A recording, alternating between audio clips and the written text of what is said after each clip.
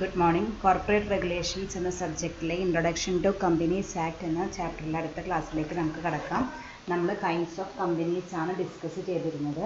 2 ക്ലാസ്സിലായിട്ട് അതിനാണ് ഡിസ്കസ് ചെയ്തത്. അതിൽ കഴിഞ്ഞ മുമ്പത്തെ ദിവസം നമ്മൾ ഡിസ്കസ് ചെയ്ത ക്ലാസിഫിക്കേഷനിൽ, അതായത് on the basis of number of മെമ്പേഴ്സിൻ്റെ ക്ലാസിഫിക്കേഷനിൽ നമ്മൾ മെയിനായിട്ടും 3 ടൈപ്സ് ആണ് ഡിസ്കസ് ചെയ്യുന്നത്. പ്രൈവറ്റ് കമ്പനിയും പബ്ലിക് കമ്പനിയും 1 പേഴ്സൺ കമ്പനി. ആ 3 ക്ലാസിഫിക്കേഷൻ്റെയും ഫെർദർ നോട്ട്സ് ആണ് കഴിഞ്ഞ ദിവസം നമ്മൾ ഉണ്ടായിരുന്നത്. അതിൻ്റെ അഡ്വാൻറ്റേജസും അതുപോലെ ഒരു കമ്പനിയിൽ നിന്ന് വേറൊരു കമ്പനിയിലേക്ക്, വൺ ഫോം ഓഫ് കമ്പനിയിൽ നിന്ന് വേറൊരു ഫോം ഓഫ് കമ്പനിയിലേക്ക് കൺവേർട്ട് ചെയ്യുമ്പോൾ അതിൻ്റെ ലീഗൽ പ്രൊവിഷൻസ് എന്തൊക്കെയാണെന്ന് നമ്മൾ കഴിഞ്ഞ ക്ലാസ്സിൽ ഡിസ്കസ് ചെയ്തത്. ഇപ്പോഴും കൈൻഡ്സ് ഓഫ് കമ്പനീസ് കഴിഞ്ഞിട്ടില്ല. ഇനിയുണ്ട് നമുക്ക് 2-3 ക്ലാസിഫിക്കേഷനും ഡിസ്കസ് ചെയ്യാനായിട്ട്. അതിൻ്റെ കണ്ടിന്യൂവേഷൻ ക്ലാസ്സിലേക്ക് നമുക്ക് കിടക്കാം. നെക്സ്റ്റ് ക്ലാസിഫിക്കേഷൻ ആണ്. അപ്പോൾ നമ്മൾ ഇതുവരെ ഓൾറെഡി 3 പഠിച്ചു കഴിഞ്ഞു. On the basis of number of members, അതുപോലെ തുടക്കത്തിൽ നമ്മൾ ഏതാ പഠിച്ചത്? On the basis of liability, on the basis of incorporation. Already 3 discuss ചെയ്ത് കഴിഞ്ഞു. ഇനി അതിൻ്റെ 4ാമത്തെ മെയിൻ ബേസ് ആണ് on the basis of ownership. ഓണർഷിപ്പിൻ്റെ ബേസിൽ എങ്ങനെയാണ് കമ്പനികളെ ക്ലാസിഫൈ ചെയ്യണമെന്നാണ് നമ്മളിന്ന് ഡിസ്കസ് ചെയ്യാനായിട്ട് പോണത്. First one is government company. ഓണർഷിപ്പിൻ്റെ കേസിൽ ആദ്യത്തെ സബ്-ടൈപ്പാണ് government company. A public enterprise incorporated under the Indian Companies Act 2013 is called a government company. നമ്മുടെ ഇപ്പോഴുള്ള കമ്പനീസ് ആക്ട് 2013 അണ്ടറിൽ ഇൻകോർപ്പറേറ്റ് ചെയ്തിട്ടുള്ള ഒരു പബ്ലിക് എൻ്റർപ്രൈസിന് അല്ലെങ്കിൽ ഒരു പബ്ലിക് കമ്പനീനെ വിളിക്കുന്ന പേരാണ് government company. These companies are owned and managed by the central or state governments. അപ്പോൾ ഈ കമ്പനീസ് ആക്ട് 2013 അണ്ടറിൽ രജിസ്റ്റർ ചെയ്തിട്ടുള്ള ഒരു പബ്ലിക് കമ്പനീനെ വിളിക്കുന്ന പേരാണ് ഗവൺമെൻറ് കമ്പനി എന്ന് പറഞ്ഞു. അതിൻ്റെ ഓണർഷിപ്പും അതുപോലെ അതിൻ്റെ മാനേജ്മെൻറ്റും ഒക്കെ ഒന്നല്ലെങ്കിൽ സെൻട്രൽ ഗവൺമെൻറ് അല്ലെങ്കിൽ സ്റ്റേറ്റ് ഗവൺമെൻറ് ആയിരിക്കും. Any company in which not less than 51% of paid up capital is held by the central government or by any state government or partly by the central government and partly by one or more state government and includes a company which is a subsidiary company of such a government company. ഇതൊക്കെയാണ് ഒരു government കമ്പനിയുടെ അണ്ടറിൽ വരുന്ന main കമ്പനികൾ എന്ന് പറയുന്നത്. അവരുടെ paid up capital 51%, paid up ക്യാപിറ്റലിൻ്റെ അറ്റ്ലീസ്റ്റ് 51%, അതിനേക്കാൾ കുറയാനായിട്ട് പാടില്ല. 51 ആയിട്ട്, അതായത് 50-50 ആവാനായിട്ട് പാടില്ല. അതിനർത്ഥം പകുതിനേക്കാൾ കൂടുതൽ ഭാഗം ഒന്നല്ലെങ്കിൽ മൊത്തമായിട്ട് സെൻട്രൽ ഗവൺമെൻറ്റിൻ്റെ അണ്ടറിൽ, അല്ലെങ്കിൽ കുറച്ച് സെൻട്രൽ ഗവൺമെൻറ്റും കുറച്ച് സ്റ്റേറ്റ് ഗവൺമെൻറ്റിൻ്റെ അണ്ടറിലും വരുന്ന എല്ലാ കമ്പനികളും എന്തെന്ന് പറയും? ഗവൺമെൻറ് കമ്പനി എന്ന് വിളിക്കും. അതുപോലെ ഓരോ ഗവൺമെൻറ് കമ്പനിയുടെ അണ്ടറിൽ വർക്ക് ചെയ്യുന്ന സബ്സിഡറി കമ്പനീനെയും എന്തെന്ന് വിളിക്കും? ഗവൺമെൻറ് കമ്പനി എന്ന് വിളിക്കും. ഈ സബ്സിഡറി കമ്പനി എന്നാൽ നമ്മൾ അടുത്ത ക്ലാസിഫിക്കേഷൻ പറയുമ്പോൾ നമ്മൾ ഡീറ്റെയിൽ ആയിട്ട് പറഞ്ഞു തരാം. സബ്സിഡറി കമ്പനി എന്ന് പറയുന്നത് മെയിനായിട്ടും ഒരു കമ്പനിയുടെ അണ്ടറിൽ വർക്ക് ചെയ്യുന്ന അതിൻ്റെ സബ് ബ്രാഞ്ചസ് എന്ന് പറയില്ല, അതുപോലത്തെ കമ്പനികളെ വിളിക്കുന്ന പേരാണ് സബ്സിഡറി കമ്പനി. അപ്പോൾ അതിൻ്റെ ഹോൾഡിംഗ് കമ്പനി, അല്ലെങ്കിൽ ഇപ്പോൾ ഒരു സബ്സിഡറി കമ്പനി ഹോൾഡിംഗ് കമ്പനി എന്ന് പറയാം. ഒരു കമ്പനിയുടെ അണ്ടറിൽ വർക്ക് ചെയ്യുന്ന കമ്പനികളെ സബ്സിഡറി കമ്പനി എന്ന് പറയും. ഏത് കമ്പനിയുടെ അണ്ടറിലാണ് വർക്ക് ചെയ്യുന്നത് ആ മെയിൻ കമ്പനി എന്ന് വിളിക്കുന്ന പേരാണ് ഹോൾഡിംഗ് കമ്പനി. അപ്പോൾ ഒരു ഹോൾഡിംഗ് കമ്പനി ഗവൺമെൻറ് കമ്പനി ആണെങ്കിൽ അതിൻ്റെ അണ്ടറിൽ വരുന്ന സബ്സിഡറി കമ്പനിയും എന്തെന്ന് വിളിക്കും? ഗവൺമെൻറ് കമ്പനി എന്ന് വിളിക്കും. ഇങ്ങനെ 2 ടൈപ്പ് ഓഫ് കമ്പനികളാണ് ഒരു ഗവൺമെൻറ് കമ്പനിയിൽ വരിക. ഒന്നാമത്തത് ഏതെങ്കിലും ഒരു പബ്ലിക് കമ്പനിയുടെ പെയ്ഡ് അപ്പ് ക്യാപിറ്റലിൻ്റെ 51%-നേക്കാൾ കൂടുതൽ, അറ്റ്ലീസ്റ്റ് 51%-എങ്കിലും വേണം. ആരുടെ കയ്യിലുണ്ടാവണം? ഒന്നല്ലെങ്കിൽ സെൻട്രൽ ഗവൺമെൻറ്റിൻ്റെ കയ്യിൽ ഒറ്റയ്ക്ക്, അല്ലെങ്കിൽ സ്റ്റേറ്റ് ഗവൺമെൻറ്റിൻ്റെ കയ്യിൽ ഒറ്റയ്ക്ക്, അല്ലെങ്കിൽ സെൻട്രൽ ഗവൺമെൻറ്റും സ്റ്റേറ്റ് ഗവൺമെൻറ്റും കൂടി കൂട്ടിയിട്ട് 51%-എങ്കിലും പെയ്ഡ് അപ്പ് ക്യാപിറ്റലിൻ്റെ ഷെയർ ഉണ്ടെങ്കിൽ ആ കമ്പനിയെ നിന്ന് വിളിക്കും? ഗവൺമെൻറ് കമ്പനി എന്ന് വിളിക്കും. അതുപോലെ തന്നെ ഒരു ഗവൺമെൻറ് കമ്പനിയുടെ അണ്ടറിൽ വരുന്ന എല്ലാ സബ്സിഡറി കമ്പനികളെയും എന്തെന്ന് വിളിക്കും? ഗവൺമെൻറ് കമ്പനി എന്ന് വിളിക്കും. അതാണ് പറഞ്ഞേക്കുന്നത്.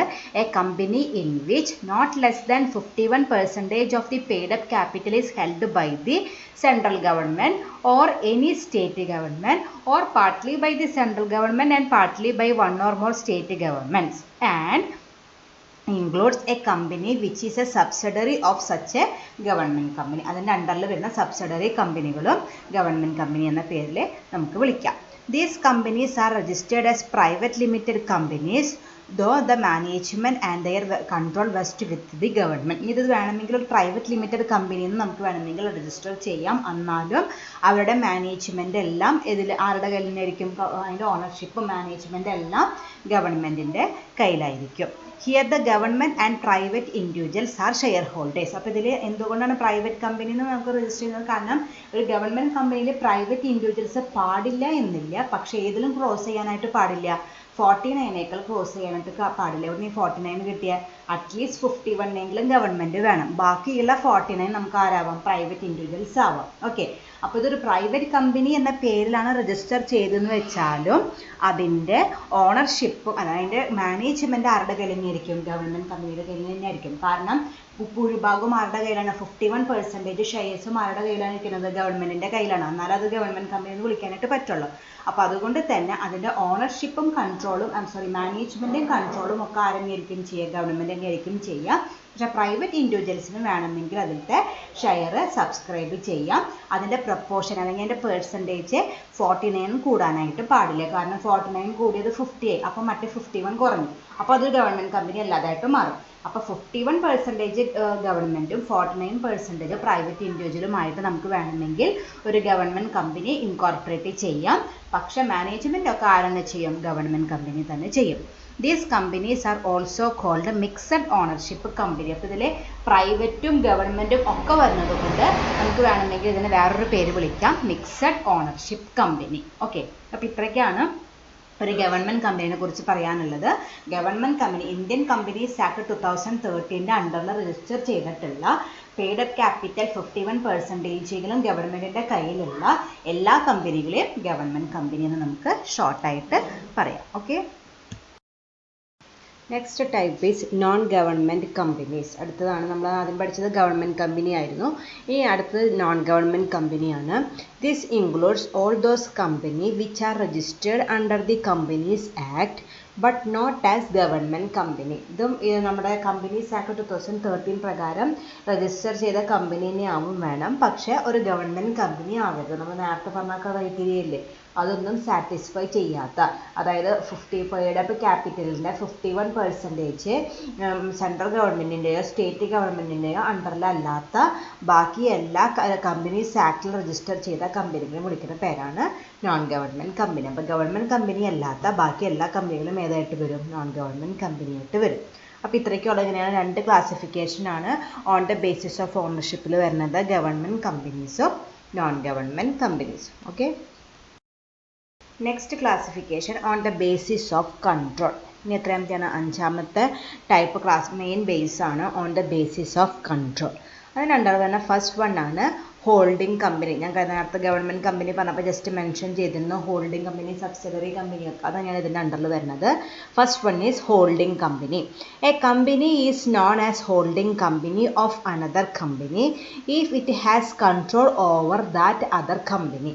അതായത് എനിക്ക് വേറൊരു കമ്പനിയുടെ മുകളിൽ കൺട്രോൾ ഉണ്ടെങ്കിൽ, അല്ലെങ്കിൽ എൻ്റെ അണ്ടറിൽ വേറെ സബ്സിഡറി കമ്പനികൾ ഉണ്ടെങ്കിൽ എന്നെ വിളിക്കുന്ന പേരാണ് holding company. Okay, A company is known as holding company of another company if it has control over that other company. മറ്റൊരു കമ്പനിയിലെ ഹോൾഡിംഗ് കമ്പനിയാണ് ഞാനെന്ന് പറയണമെങ്കിൽ എനിക്ക് ആ മറ്റേ കമ്പനിയുടെ മുകളിൽ കൺട്രോൾ ഉണ്ടായിരിക്കണം. A holding company in relation to one or more companies means a company of which companies are subsidiary companies. ഇതാണ് ശരിക്കും ആക്ട് പ്രകാരമുള്ള മീനിങ് ആയിട്ട് വന്നിരിക്കുന്നത്. അത് പഠിക്കത്തിരി ബുദ്ധിമുട്ടാണ്. A holding company in relation to one or more company means മറ്റ് കമ്പനികളെ വെച്ച് നോക്കുമ്പോൾ ഒരു ഹോൾഡിംഗ് കമ്പനി എന്താണെന്ന് വെച്ചാൽ a company of which such companies are subsidiary company. ആ കമ്പനികളൊക്കെ ഈ കമ്പനിയിലെ സബ്സിഡറി കമ്പനി ആയിരിക്കണം. Okay, a holding company in relation to one or more company means a company of which such companies are subsidiary companies. A company incorporate outside India can also act as A holding company. ഇന്ത്യയുടെ പുറത്ത് operate ചെയ്യുന്ന ഒരു കമ്പനിക്കും എന്ത് കമ്പനിയായിട്ട് work ചെയ്യാം? Holding company ആയിട്ട് തന്നെ work ചെയ്യാം. അതായത് ഇപ്പോൾ ആ കമ്പനിയുടെ സബ്സിഡറി കമ്പനികളൊക്കെ ഇന്ത്യയിലായിരിക്കാം, പക്ഷെ അതിൻ്റെ ഹോൾഡിംഗ് കമ്പനി വേണമെങ്കിൽ ഔട്ട്സൈഡ് ഇന്ത്യ ആയാലും കുഴപ്പമില്ല, അതിനെ ഹോൾഡിംഗ് കമ്പനി എന്ന് വിളിക്കും. അപ്പോൾ മനസ്സിലായില്ലേ? ഒരു കമ്പനിക്ക് മറ്റു കമ്പനികളുടെ മുകളിൽ കൺട്രോൾ ഉണ്ടെങ്കിൽ, പവർ ഉണ്ടെങ്കിൽ, ആ മെയിൻ കമ്പനിനെ വിളിക്കുന്ന പേരാണ് ഹോൾഡിംഗ് കമ്പനി. അതാണ് ഓൺ ദ ബേസിസ് ഓഫ് കൺട്രോളിൻ്റെ ഫസ്റ്റ് ക്ലാസിഫിക്കേഷൻ വന്നിരിക്കുന്നത്. Okay. The second type is subsidiary company. A company is known to be subsidiary company in relation to any other company means a company in which the holding company ബാക്കിയുള്ള 2 conditions satisfy ചെയ്യണം. അതായത് ഒരു subsidiary company ആവണമെങ്കിൽ, മറ്റൊരു കമ്പനിയെ വെച്ച് compare ചെയ്യുമ്പോൾ ഒരു സബ്സിഡറി കമ്പനി ആവണമെങ്കിൽ, അങ്ങനെയാണ് കേട്ടോ ഈ ഹോൾഡിംഗ് കമ്പനിയുടെയും സബ്സിഡറി കമ്പനിയുടെയൊക്കെ മീനിങ് പഠിക്കുന്നത്. In relation to the another company, അങ്ങനെ വേണം പഠിക്കാനുണ്ട്. A company is known to be the subsidiary company in relation to any other company means a company in which holding company controls the composition of board of directors. ഏത് കമ്പനിയിലാണോ അതിൻ്റെ holding company എന്ന് പറഞ്ഞാൽ ഏതാണ്? ഏത് കമ്പനിക്കാണ് ആ കമ്പനിയുടെ മുകളിൽ കൺട്രോൾ ഉള്ളത്, ആ company controls the composition of board of directors. ആ കമ്പനിയിലെ ബോർഡ് ഓഫ് ഡയറക്ടേഴ്സ് കോമ്പോസിഷൻ കൺട്രോളിൽ റൈറ്റ് ഉണ്ടാവണം. Exercise or control more than 1/2 of the voting power either of its own or together with one or more of its subsidiary company.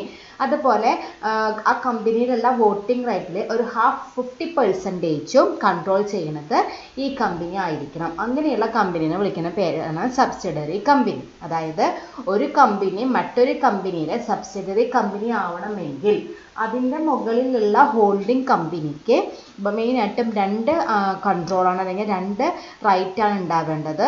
ഒന്ന്, board of directors formulate ചെയ്യാനായിട്ടൊരു right ഉണ്ടായിരിക്കണം, അല്ലെങ്കിൽ control ഉണ്ടായിരിക്കണം. അതുപോലെ ആ subsidiary കമ്പനിയിലെ voting റൈറ്റിൻ്റെ 50% ഏത് കമ്പനിക്കായിരിക്കണം? Holding കമ്പനിക്കായിരിക്കണം. ഈ 2 കണ്ടീഷൻസും സാറ്റിസ്ഫൈ ചെയ്താൽ ഈ കമ്പനി എന്ത് കമ്പനിയായിട്ട് മാറി? സബ്സിഡറി കമ്പനി ഓഫ് അനദർ കമ്പനിയായിട്ട് മാറി. മനസ്സിലായില്ലേ? അപ്പോൾ നേരത്തെ പഠിച്ചത് ഹോൾഡിംഗ് കമ്പനിയാണ്. ഹോൾഡിംഗ് കമ്പനി എന്ന് വെച്ചാൽ ഏത് കമ്പനിക്കാണോ മറ്റൊരു കമ്പനിയുടെ മുകളിൽ കൺട്രോൾ ഉള്ളത്, അനദർ കമ്പനിയുടെ മുകളിൽ കൺട്രോൾ ഉള്ളത്, അപ്പോൾ ആ മെയിൻ കമ്പനിയെ വിളിക്കുന്ന പേരാണ് ഹോൾഡിംഗ് കമ്പനി എന്ന് പറയുന്നത്. ദെൻ സബ്സിഡറി കമ്പനി ആണെങ്കിൽ ഹോൾഡിംഗ് കമ്പനിക്ക് 2 മെയിൻ റൈറ്റുകൾ ഉണ്ടെങ്കിൽ, എൻ്റെ മേൽ മെയിനായിട്ടും 2 റൈറ്റുകൾ ഉണ്ടെങ്കിൽ ഞാൻ ആ കമ്പനിയുടെ സബ്സിഡറി കമ്പനിയായിട്ട് മാറി. ഒന്ന്, എൻ്റെ കമ്പനിയിലത്തെ ബോർഡ് ഓഫ് ഡയറക്ടേഴ്സിനെ സെലക്ട് ചെയ്യാനുള്ള റൈറ്റ് വേറെ കമ്പനിക്ക് ആയിരിക്കണം. അതുപോലെ വോട്ടിംഗ് റൈറ്റിലെ 50%, half of the total voting right മറ്റൊരു ഏത് കമ്പനിയുടെ മുകളിലാണുള്ളത്, അപ്പം ഞാൻ എന്തായി മാറി? ആ കമ്പനിയുടെ സബ്സിഡറി കമ്പനിയായിട്ട് മാറി. ഓക്കെ. ഇനി അതിൻ്റെ താഴത്ത് ഞാൻ പറഞ്ഞിരിക്കുന്നത് ഒരു എക്സാമ്പിളാണ്. ബി എന്ന് പറയുന്നത് എയുടെ ഒരു സബ്സിഡറി കമ്പനിയാണ് അണ്ടറിൽ വന്നിരിക്കുന്നത്. ബി എന്ന് പറയുന്നത് എയുടെ സബ്സിഡറി കമ്പനിയാണ്. അപ്പോൾ എ എന്താണ്? Holding company, B subsidiary company. Then C എന്ന് പറയുന്നത് ബിയുടെ എന്താണ്? സബ്സിഡറി കമ്പനിയാണ്. അപ്പം B holding company, C subsidiary company. ആ കേസിൽ സിക്ക് 2 ഹോൾഡിംഗ് കമ്പനികളുണ്ട്. അതായത് എയുണ്ട്, ബിയുണ്ട്. അല്ലെങ്കിൽ സി എന്ന് പറയുന്നത് എയും സബ്സിഡറി കമ്പനിയായിട്ട് വരും, ബിയും സബ്സിഡറി കമ്പനിയായിട്ട് വരും. ഓക്കെ. ഇനി ഡിയോ? സിയുടെ സബ്സിഡറി കമ്പനിയാണ്, പക്ഷേ ആ ഡി ആരുടെയൊക്കെ സബ്സിഡറി കമ്പനികൾ തന്നെയാണ്? എയും സബ്സിഡറി കമ്പനിയാണ്, ബിയും സബ്സിഡറി കമ്പനിയാണ്, സിയും സബ്സിഡറി കമ്പനിയാണ്. ഓക്കെ. അപ്പോൾ എ എന്ന് പറയുന്നത് ആദ്യത്തെ ഹോൾഡിംഗ് കമ്പനി. ആ ഹോൾഡിംഗ് കമ്പനിയുടെ അണ്ടറിൽ ആദ്യം വന്ന സബ്സിഡറി കമ്പനി ബി ആണ്. ഇനി സി എന്ന് പറയുന്നത് ബിയുടെ സബ്സിഡറി കമ്പനിയാണ്, പക്ഷെ ബി എയുടെ സബ്സിഡറി കമ്പനി ആയതുകൊണ്ട് സിയും ആരുടെ സബ്സിഡറി കമ്പനി ആയിട്ട് വരും? എയുടെ സബ്സിഡറി കമ്പനി ആയിട്ട് വരും. ദെൻ ഡി എന്ന് പറയുന്നത് സിയുടെ സബ്സിഡറി കമ്പനിയാണ്, പക്ഷെ അത് എയുടെയും ബിയുടെയും സബ്സിഡറി കമ്പനി നമുക്ക് വിളിക്കാനായിട്ട് പറ്റും. ഓക്കെ. അപ്പോൾ അതൊന്ന് ആ റിലേഷൻഷിപ്പ് കണ്ടുപിടിക്കാനാണ്. ആരുടെ അണ്ടറിലാണോ ആ സബ്സിഡറി ആയിട്ട് വരുന്നത്, അതിൻ്റെ അണ്ടറിൽ വേറെ ഏതെങ്കിലും സബ്സിഡറി കമ്പനി ഉണ്ടെങ്കിൽ ആ സബ്സിഡറി കമ്പനികളെല്ലാം മെയിനായിട്ട് ഏറ്റവും ടോപ്പിൽ വന്നിരിക്കുന്ന ഹോൾഡിംഗ് കമ്പനിയുടെ സബ്സിഡറി കമ്പനിയായിട്ട് വരും. ഓക്കെ. അപ്പോൾ ഈ ഒരു ജസ്റ്റ് അത് മനസ്സിലാക്കാൻ വേണ്ടിയിട്ടാണ്. അപ്പോൾ ഇതാണ് മെയിനായിട്ടും on the basis of control 2 ക്ലാസിഫിക്കേഷൻ, ഹോൾഡിംഗ് കമ്പനിയും സബ്സിഡറി കമ്പനിയും. ഓക്കെ, ഈ നെക്സ്റ്റ് ബേസ് വന്നിരിക്കുന്നത് on the basis of nationality. നാഷണാലിറ്റിയുടെ ബേസിലാണ് ഈ ക്ലാസിഫിക്കേഷൻ വന്നിരിക്കുന്നത്. അതിൽ first one is national company. A company formed under the specific Company Act of Nation is known as national company. അതാത് കമ്പനികളിലെ നാഷണൽ ആക്ട് പ്രകാരം formulate ചെയ്ത എല്ലാ കമ്പനികളെയും വിളിക്കുന്ന പേരാണ് national company. A company formed and registered under Indian Companies Act 2013 is known as Indian company. അത് നമ്മുടെ കമ്പനിയിലത്തെ ആക്റ്റായ Indian Companies act പ്രകാരം register ചെയ്തിട്ടുള്ള എല്ലാ കമ്പനികളും വിളിക്കുന്ന പേര് ഇന്ത്യൻ കമ്പനി എന്നാവും. ദെൻ വേറൊരു കൺട്രിയിലാണെങ്കിൽ ആ കൺട്രിയുടെ കമ്പനി എന്ന് വിളിക്കും. അപ്പോൾ അതാത് കൺട്രികളിൽ സസ്റ്റെയിൻ ചെയ്യുന്ന അല്ലെങ്കിൽ എക്സിസ്റ്റൻസ് ഉള്ള ആക്ടിൻ്റെ അണ്ടറിൽ രജിസ്റ്റർ ചെയ്തിട്ടുള്ള എല്ലാ കമ്പനികളും വിളിക്കുന്ന പേരാണ് നാഷണൽ കമ്പനി. അതാണ് ഓൺ ദ ബേസിസ് ഓഫ് നാഷണാലിറ്റിയുടെ ഫസ്റ്റ് ടൈപ്പ് വന്നിരിക്കുന്നത്. Second one is foreign company. Foreign company is one incorporated outside India. നമുക്കറിയാം, പേര് കേട്ടാൽ തന്നെ അറിയാം, പുറത്ത് ഇൻകോർപ്പറേറ്റ് ചെയ്തിട്ടുള്ള കമ്പനികൾ വിളിക്കുന്ന പേരാണ് ഫോറിൻ കമ്പനി എന്ന് വിളിക്കുന്നത്. Foreign company means any company or body corporate incorporated outside India which, ഞാൻ ഇന്ന് കുറച്ച് കണ്ടീഷൻസ് പറയുന്നുണ്ട്. ഈ കണ്ടീഷൻസ് ഒക്കെ സാറ്റിസ്ഫൈ ചെയ്യുന്ന നമ്മുടെ ഔട്ട് ഓഫ് ഇന്ത്യയിൽ കോൺസ്റ്റിറ്റ്യൂട്ട് ചെയ്തിട്ടുള്ള കമ്പനികളെ വിളിക്കുന്ന പേരാണ് ഫോറിൻ കമ്പനി എന്ന് വിളിക്കുന്നത്. അതിൽ first condition is has A place of business in India by itself or through an agent physically or through electronic mode. അതായത് ഫോറിൻ കമ്പനിയിൽ എനിക്കൊരു ബിസിനസ് ഉണ്ടെങ്കിലും അതിൻ്റെ പാരൻറ്റ് കമ്പനി ആയിട്ട് അതിൻ്റെ പാരൻറ്റ് കൺട്രിയിൽ ഒരു കമ്പനി ഉണ്ടായിരിക്കണം, ഒരു പ്ലേസ് ഓഫ് ബിസിനസ് അതിന് ഉണ്ടായിരിക്കണം. അതായത് നമുക്ക് നേരിട്ട് പോയിട്ട് ഫോറിനിൽ ഒരു കമ്പനി സ്റ്റാർട്ട് ചെയ്യാനായിട്ട് പറ്റില്ല. ആദ്യം നമ്മുടെ ഹോം കൺട്രിയിൽ ഒരു ബിസിനസ് സ്റ്റാർട്ട് ചെയ്തിട്ടേ നമുക്ക് ഫോറിൻ ബിസിനസ് സ്റ്റാർട്ട് ചെയ്യാനായിട്ട് പറ്റുള്ളൂ. അതാണ് ഒന്നാമത്തെ കണ്ടീഷൻ എന്ന് പറയുന്നത്. Has a place of business in India by itself, ഒന്നല്ലെങ്കിൽ സ്വയമായിട്ടോ അല്ലെങ്കിൽ ഒരു ഏജൻറ്റ് വഴിയായിട്ടോ അതിൻ്റെ ഒരു പാരൻറ്റ് കമ്പനി എന്ന രീതിയിൽ ഒരു കമ്പനി ഇന്ത്യയിൽ അതിൻ്റെ ഹോം കൺട്രിയിൽ നിർബന്ധമായിട്ടും ഉണ്ടായിരിക്കണം. അതാണ് ഒന്നാമത്തെ condition. Second one, conducts any business activity in India in any other manner. അതുപോലെ ബിസിനസ് ഉണ്ടായി ഒരു ബിസിനസ് എന്ന പേരിൽ ബിസിനസ് മാത്രം പോരാ, അവരിൽ ട്രാൻസാക്ഷൻസ്, അതായത് ഒരു ബിൽഡിംഗ് എന്ന പേരിൽ AB ലിമിറ്റഡ് എന്ന് പറഞ്ഞിട്ട് പേരിൽ മാത്രം ഉണ്ടായാൽ പോരാ, അവിടെ regular business activity carry on ചെയ്തിരിക്കണം. Not less than 50% of the paid up capital, whether equity or preference or partly equity or preference of a foreign company, is held by one or more persons of India or by one or more companies or bodies incorporated in India. അതുപോലെ നമ്മൾ ഫോറിനിൽ constitute ചെയ്തിട്ടുള്ള ഈ കമ്പനിയുടെ 50% paid up share capital, അത് equity ആവാം, preference ആയാലും അല്ലെങ്കിൽ combination ഏതായാലും കുഴപ്പമില്ല, പക്ഷെ 50% ക്യാപിറ്റൽ ഒരു ഇന്ത്യക്കാരൻ്റെ കയ്യിലായിരിക്കണം. അല്ലാണ്ട് 50-ൽ കൂടുതൽ ക്യാപിറ്റൽ ഒരു ഫോറിൻ സിറ്റിസൻ്റെ പേരിലാവാനായിട്ട് പാടില്ല. അതാണ് അടുത്ത കണ്ടീഷൻ എന്ന് പറയുന്നത്. നമ്മൾ ഫോറിൻ കൺട്രിയിൽ തന്നെയാണ് ബിസിനസ് സ്റ്റാർട്ട് ചെയ്തിരിക്കുന്നത്, പക്ഷേ നമ്മുടെ ടോട്ടൽ പെയ്ഡ് അപ്പ് ക്യാപിറ്റലിൻ്റെ 50% എങ്കിലും മേ ബി ഒന്നല്ലെങ്കിൽ ഇക്വിറ്റി ഷെയർസ് മാത്രമാവാം, അല്ലെങ്കിൽ പ്രിഫറൻസ് ഷെയർസ് ആവാം, അല്ലെങ്കിൽ കുറച്ച് ഇക്വിറ്റി കുറച്ച് പ്രിഫറൻസ്, അങ്ങനെ ആയാലും കുഴപ്പമില്ല. പക്ഷെ അതിൽ 50% ഒരു ഇന്ത്യക്കാരൻ്റെ കയ്യിൽ ഓണർഷിപ്പിലുള്ളതായിരിക്കണം. Such company shall comply with the provisions of the companies incorporated outside India. അതുപോലെ ഈ കമ്പനികൾക്കൊക്കെ ഏത് കൺട്രിയിലാണ് അത് കോൺസ്റ്റിറ്റ്യൂട്ട് ചെയ്തിരിക്കുന്നത് അവിടുത്തെ കമ്പനീസ് ആക്ട് ബാധകമായിരിക്കും. ഇതൊക്കെ ഇവിടുത്തെ ഈ നിയമങ്ങളൊക്കെ പാലിക്കും വേണം. അതോടൊപ്പം തന്നെ ഏത് കമ്പനിയിലാണോ ഏത് കൺട്രിയിലാണോ അവർ കോൺസ്റ്റിറ്റ്യൂട്ട് ചെയ്തിരിക്കുന്നത് ആ കൺട്രിയിലുള്ള കമ്പനീസ് ആക്റ്റും അതിനെ ബാധകമാക്കും. അപ്പോൾ ഇതൊക്കെ ഈ കണ്ടീഷൻസ് ഒക്കെ സാറ്റിസ്ഫൈ ചെയ്താലേ ഒരു ഫോറിൻ കമ്പനി ആവുള്ളൂ. ഒന്നാമത്തത് പറഞ്ഞത് അതിൻ്റെ ഹോം കൺട്രിയിൽ ഒരു പ്ലേസ് ഓഫ് ബിസിനസ് ഉണ്ടായിരിക്കും. സെക്കൻഡ് വൺ, ആ പ്ലേസ് ഓഫ് ബിസിനസ്സിൽ regular business activity carry on ചെയ്തിരിക്കണം. Next 50% of paid up capital should be held within the hands of an Indian citizen, ഒരു ഇന്ത്യക്കാരൻ്റെ കയ്യിൽ തന്നെ ആയിരിക്കണം. അതുപോലെ ഏത് കൺട്രിയിലാണോ കോൺസ്റ്റിറ്റ്യൂട്ട് ചെയ്തിരിക്കുന്നത് ആ കൺട്രിയിലത്തെ കമ്പനീസ് ആക്ട് ഒക്കെ അത് ഫോളോ ചെയ്തിരിക്കണം. അപ്പോൾ ഈ കണ്ടീഷൻസൊക്കെ സാറ്റിസ്ഫൈ ചെയ്യുന്ന ഔട്ട്സൈഡ് ഇന്ത്യയിൽ കോൺസ്റ്റിറ്റ്യൂട്ട് ചെയ്തിട്ടുള്ള ഏതൊരു കമ്പനിനെയും വിളിക്കുന്ന പേരാണ് ഫോറിൻ കമ്പനി. അപ്പോൾ അതാണ് അടുത്ത classification on the basis of ownership, on the basis of nationality. 2 type നമ്മൾ പഠിച്ചു, ഇന്ത്യൻ കമ്പനിയും അതുപോലെ foreign company. Okay. Next point is documents to be delivered by a foreign company. ഒരു ഫോറിൻ കമ്പനി ആണെങ്കിൽ എന്തൊക്കെ ഡോക്യുമെൻറ്റ്സ് ആണ് അവർ സബ്മിറ്റ് ചെയ്യേണ്ടതായിട്ട് വരാനാണ് നമ്മൾ ഡിസ്കസ് ചെയ്യാനായിട്ട് പോണത്.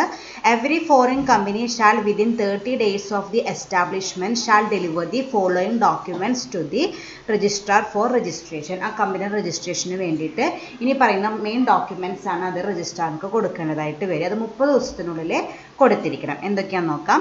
A certified copy of charter, memorandum and articles of the company and or other instruments defining the constitution of the company. ആ കമ്പനിയുടെ എല്ലാ മെയിൻ ഡോക്യുമെൻറ്റ്സിൻ്റെയും ഒരു കോപ്പി, അതായത് മെമ്മോറാണ്ടം, ആർട്ടിക്കിൾസ്, ചാർട്ടർ, അല്ലെങ്കിൽ ആ ബിസിനസ് കോൺസ്റ്റിറ്റ്യൂട്ട് ചെയ്യാനായിട്ട് എന്തെല്ലാം മെയിൻ ഡോക്യുമെൻറ്റ്സ് അത് യൂസ് ചെയ്തിട്ടുണ്ടോ അതിൻ്റെ എല്ലാം ഓരോ കോപ്പി കൊടുക്കണം. Full address of the registered or principal office of the company. ആ കമ്പനിയുടെ മെയിൻ ഓഫീസ്, ഫോറിൻ കൺട്രിയിലുള്ള മെയിൻ ഓഫീസിൻ്റെ ഫുൾ അഡ്രസ്സ് സബ്മിറ്റ് ചെയ്യണം. A list of directors and secretary of the company. ആ കമ്പനിയുടെ ഡയറക്ടേഴ്സ് ബോർഡിലത്തെ എല്ലാ മെമ്പേഴ്സിൻ്റെ പേരും കമ്പനി സെക്രട്ടറിയുടെ പേരും മെൻഷൻ ചെയ്തിരിക്കണം. അവരുടെ ലിസ്റ്റ് കൊടുത്തിരിക്കണം. Name and address of one or more person resident in India authorised to accept on behalf of the company. നമ്മൾ നേരത്തെ പറഞ്ഞു നമുക്കൊരു ഫോറിൻ കമ്പനി ഉണ്ടെങ്കിൽ അതിൻ്റെ ഒരു പാരലായിട്ട് നമുക്കൊരു ഹോം കൺട്രിയിലെ ഒരു കമ്പനി ഉണ്ടാവണമെന്ന് പറഞ്ഞു. ആ കമ്പനിയുടെ ആക്ടിവിറ്റീസ് അണ്ടർടേക്കൺ ചെയ്യാനായിട്ട് ആർക്കാണ് ചാർജ് കൊടുത്തിരിക്കുന്നത് ആളുടെ പേരും അഡ്രസ്സും കൃത്യമായിട്ട് മെൻഷൻ ചെയ്യണം. full address of the office of the company in which is deemed to be its principal place of business in India. അതുപോലെ നമുക്ക് ഫോറിൻ കൺട്രിയിലെ ഒരു കമ്പനി ഉണ്ടെങ്കിൽ അതിൻ്റെ ഹോം ടൗണിലെ ഹോം കൺട്രിയിൽ അതിൻ്റെ പാരലൽ ആയിട്ടൊരു കമ്പനി വേണമെന്ന് പറഞ്ഞു. ആ കമ്പനി എവിടെയാണ് കോൺസ്റ്റിറ്റ്യൂട്ട് ചെയ്തിരിക്കുന്നത് ആ പ്ലേസും അതിൻ്റെ അഡ്രസ്സും കൃത്യമായിട്ട് മെൻഷൻ ചെയ്യണം. Then particulars of opening of place of business in India എന്ന് തൊട്ടാണ് ആ ഇന്ത്യയിൽ ആ ബിസിനസ് സ്റ്റാർട്ട് ചെയ്തേ എന്നുള്ളതിൻ്റെ ഡീറ്റെയിൽസ് അതിൽ മെൻഷൻ ചെയ്തിരിക്കണം.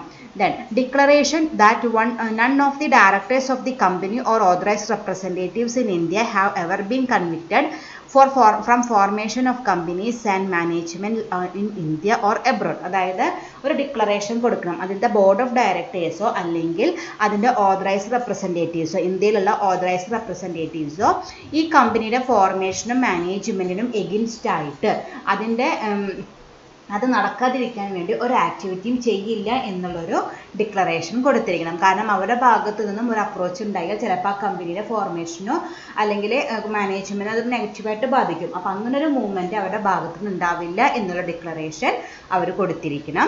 Any other information as may be prescribed. ഇനി അതാത് സമയത്ത് നിയമപ്രകാരം വേറെ എന്തെങ്കിലും ഡോക്യുമെൻറ്റ്സ് ചോദിക്കുകയാണെങ്കിൽ അതും ഇവർ കൊടുത്തിരിക്കണം.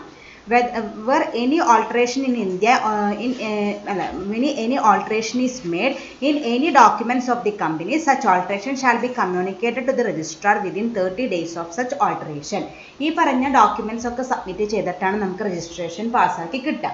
അത് പാസ്സാക്കിയതിന് ശേഷം ഈ പറയുന്ന ഡോക്യുമെൻറ്റ്സിൽ എന്തെങ്കിലും ഒരു ചേഞ്ചസ് ഓൾട്രേഷൻ വരുത്താണെങ്കിൽ ആ ഓൾട്രേഷൻ നടത്തിയ കാര്യം അതിന് 30 ദിവസത്തിനുള്ളിൽ ഈ രജിസ്ട്രാറെ അറിയിച്ചിരിക്കണം. ഓക്കെ, അപ്പോൾ ഇതാണ് ഒരു ഫോറിൻ കമ്പനി കോൺസ്റ്റിറ്റ്യൂട്ട് ചെയ്യുമ്പോൾ നമ്മൾ മെയിനായിട്ടും കൊടുക്കേണ്ട ഡോക്യുമെൻറ്റ്സ് എന്ന് പറയുന്നത്.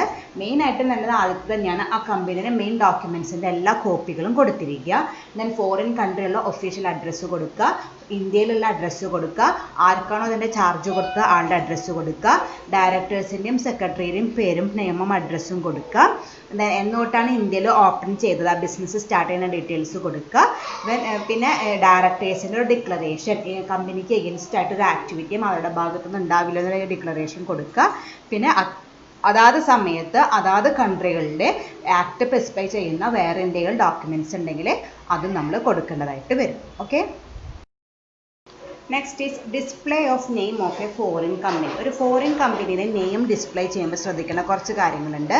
The name of the company and country in which incorporated should be exhibit on the outside of the every office. അതായത് നമ്മുടെ ഓഫീസിൻ്റെ പുറത്ത് ആ കമ്പനിയുടെ പേരും അതിനോടൊപ്പം തന്നെ ആ കമ്പനി ഏത് കൺട്രിയിലാണ് കോൺസ്റ്റിറ്റ്യൂട്ട് ചെയ്തിരിക്കുന്നത്, ഇൻകോർപ്പറേറ്റ് ചെയ്തിരിക്കുന്ന കാര്യം കൃത്യമായിട്ട് മെൻഷൻ ചെയ്തിരിക്കണം. It should B stated in A legible English character. അതുപോലെ ഫോറിൻ കൺട്രി എന്ന് വിചാരിച്ചിട്ട് ഫോറിൻ ലാംഗ്വേജ് നമ്മൾ ഉപയോഗിക്കാനായിട്ട് പാടില്ല. ഇംഗ്ലീഷ് ലെറ്റർ ലാംഗ്വേജ് ഉപയോഗിച്ചിട്ട് തന്നെ വേണം അത് എക്സിബിറ്റ് ചെയ്യാനായിട്ട്. If the liability is limited it should be prefixed. Liability liability limited ആണെങ്കിൽ അതിൻ്റെ അപ്പുറത്ത് ലിമിറ്റഡ് എന്ന് പറഞ്ഞു നമ്മൾ കഴിഞ്ഞ ദിവസം പഠിച്ചല്ലോ. ലിമിറ്റഡ് ആണെങ്കിൽ LTD എന്ന് നമ്മൾ അതിൻ്റെ കൂടെ ചേർക്കണം. Every prospectus, business letters and other official letters should be in legible English character. അതുപോലെ ആ കമ്പനി ഇഷ്യൂ ചെയ്യുന്ന പ്രോസ്പെക്ടസും അതുപോലെ ഒഫീഷ്യൽ ലെറ്റേഴ്സും ബാക്കി എല്ലാ ബിസിനസ് ലെറ്റേഴ്സും എല്ലാം ഫോറിൻ കമ്പനിയാണെന്ന് വിചാരിച്ചിട്ട് അവിടുത്തെ ലാംഗ്വേജ് ഉപയോഗിക്കാനായിട്ട് പാടില്ല. എല്ലാം ലെജിബിൾ ഇംഗ്ലീഷ് ക്യാരക്ടേഴ്സ് യൂസ് ചെയ്തിട്ട് വേണം എല്ലാ കമ്മ്യൂണിക്കേഷനും നടത്താനുണ്ട്. ജസ്റ്റ് ഒരു അവയർനെസ് വേണ്ടി മാത്രം അത്ര ഇമ്പോർട്ടൻ്റ് ആയിട്ടുള്ള കാര്യമല്ല. ചുരുക്കത്തിൽ പറഞ്ഞാൽ ആ കമ്പനിയിലെ എല്ലാ കമ്മ്യൂണിക്കേഷനും അതാത് കൺട്രിയുടെ ലാംഗ്വേജിലല്ല വേണ്ടത്, ഇംഗ്ലീഷ് ലാംഗ്വേജിലായിരിക്കണം. ഒരു ഫോറിൻ കമ്പനിയാണെന്ന് വിചാരിച്ച് ഫോറിൻ ലാംഗ്വേജ് ഉപയോഗിക്കാനായിട്ട് പാടില്ല.